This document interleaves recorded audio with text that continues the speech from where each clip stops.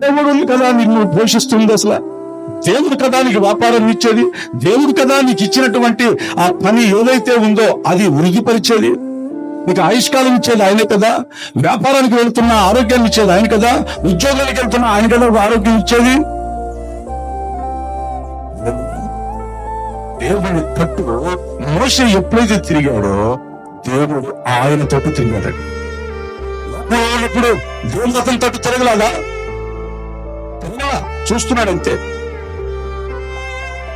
ప్రార్థనలు కూడా ఇంతే. లోకంలో జీవిస్తూ లోకానుసారంగా బ్రతుకుతూ లోకంలో ఉన్న వాటిని ఆశిస్తూ లోకమే జీవితంగా మార్చుకున్న నీతో ప్రభువు నీ వైపు తిరగడం,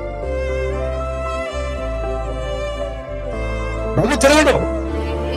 ఎంతలో మొదలుపెట్టుకో చెప్పుకున్నట్టు